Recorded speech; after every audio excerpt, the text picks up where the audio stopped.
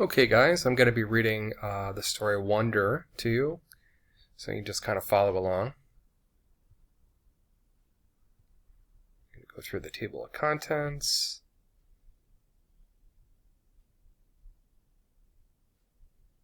Part 1, August. Fate smiled and destiny laughed as she came to my cradle, Natalie Merchant Wonder. I know I'm not an ordinary 10-year-old. I mean, sure, I do ordinary things. I eat ice cream, I ride my bike, I play ball, I have an Xbox. Stuff like that makes me ordinary, I guess. And I feel ordinary inside, but I know ordinary kids don't make other ordinary kids run away screaming in playgrounds. I know ordinary kids don't get stared at wherever they go. If I found a magic lamp and I could have one wish, I would wish that I had a normal face that no one ever noticed at all. I would wish that I could walk down the street without people seeing me and then doing that look away thing. Here's what I think. The only reason I'm not ordinary is that no one else sees me that way. But I'm kind of used to how I look by now. I know how to pretend I don't see the faces people make. We've all gotten pretty good at that sort of thing. Me, Mom, and Dad. Via. Actually, I take that back. Via's not so good at it. She can get really annoyed when people do something rude. Like, for instance, one time in the playground, some older kids made some noises. I don't even know what the noises were exactly because I didn't hear them myself, but Via heard, and she just started yelling at the kids. That's the way she is. I'm not that way. Via doesn't see me as ordinary. She says she does, but if I were ordinary, she wouldn't feel like she needed to protect me as much. And Mom and Dad don't see me as ordinary either. They see me as extraordinary. I think the only person in the world who realizes how ordinary I am is me. My name is August, by the way. I won't describe what I look like. Whatever you're thinking, it's probably worse.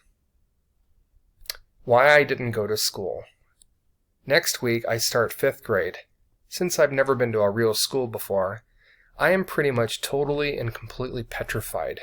People think I haven't gone to school because of the way I look. But it's not that.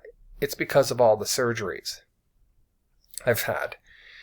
27 since I was born. The bigger ones happened before I was even 4 years old, so I don't remember those.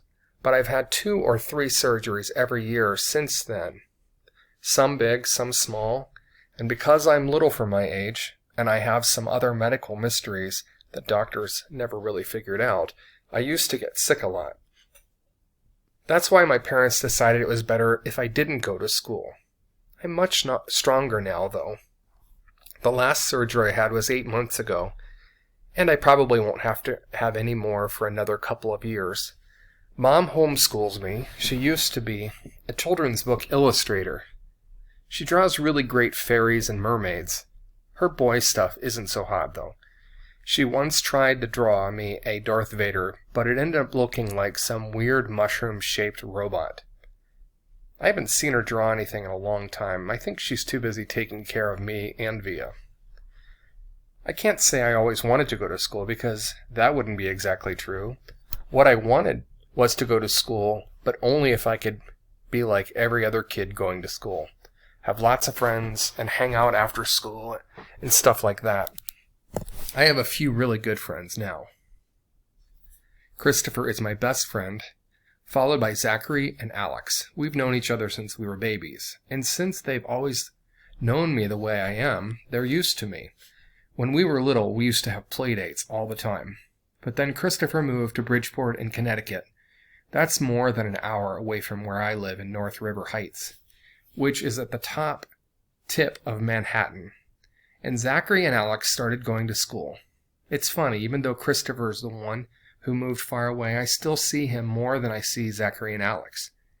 They have all these new friends now. If we bump into each other on the street, they're still nice to me, though. They always say hello. I have other friends too, but not as good as Christopher and Zach and Alex were. For instance, Zach and Alex always invited me to their birthday parties when they were little. But Joel and Eamon and Gabe never did. Emma invited me once, but I haven't seen her in a long time. And of course, I always go to Christopher's birthday. Maybe I'm making too big a deal about birthday parties. How I came to life. I like when Mom tells this story because it makes me laugh so much. It's not funny in the way a joke is funny, but when Mom tells it, Via and I just start cracking up. So when I was in my mom's stomach, no one had any idea I'd come out looking the way I look. Mom had Via 4 years before, and that had been such a walk in the park, Mom's expression, that there was no reason to run any special tests. About 2 months before I was born, the doctors realized there was something wrong with my face, but they didn't think it was going to be bad. They told Mom and Dad I had a cleft palate and some other stuff going on. They called it anomalies. There were 2 nurses in the delivery room that night I was born. One was very nice and sweet. The other one, Mom said, did not seem at all nice or sweet. She had very big arms, and here comes the funny part. She kept farting, like she'd bring Mom some ice chips, and then she'd fart. She'd check Mom's blood pressure and fart. Mom says it was unbelievable because the nurse had never even said excuse me. Meanwhile, Mom's regular doctor wasn't on duty that night, so Mom got stuck with this cranky kid doctor she and Dad named Doogie after some old TV show or something. They didn't actually call him that to his face. But Mom says that even though everyone in the room was kind of grumpy, Dad kept making her laugh all night long. When I came out of Mom's stomach, she said the whole room got very quiet. Mom didn't even get a chance to look at me because the nice nurse immediately rushed me out of the room. Dad was in such a hurry to follow her that he dropped the video camera, which broke into a million pieces. And then Mom got very upset and tried to get out of bed to see where they were going. But the farting nurse put her very big arms on Mom to keep her down in the bed. They were practically fighting because Mom was hysterical and the farting nurse was yelling at her to stay calm, and then they both started screaming for the doctor. But guess what? He had fainted, right on the floor. So when the farting nurse saw that he had fainted, she started pushing him with her foot to get him to wake up, yelling at him the whole time. What kind of doctor are you? What kind of doctor are you? Get up! Get up! And then all of a sudden she let out the biggest, loudest, smelliest fart in the history of farts. Mom thinks it was actually the fart that finally woke the doctor up. Anyway, when Mom tells this story, she acts out all the parts, including the farting noises. And it is so funny.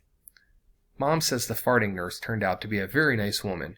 She stayed with Mom the whole time. Didn't leave her side even after Dad came back and the doctors told them how sick I was. Mom remembers exactly what the nurse whispered in her ear when the doctor told her I probably wouldn't live through the night. Everyone born of God overcometh the world. And the next day I had lived through the night, and it was the nurse who held Mom's hand when they brought her to meet me for the first time. Mom says by then they had told her all about me. She had been preparing herself for the seeing of me, but she says that when she looked down into my tiny, mushed-up face for the first time, all she could see was how pretty my eyes were. Mom is beautiful, by the way, and Dad is handsome. Via is pretty, in case you were wondering.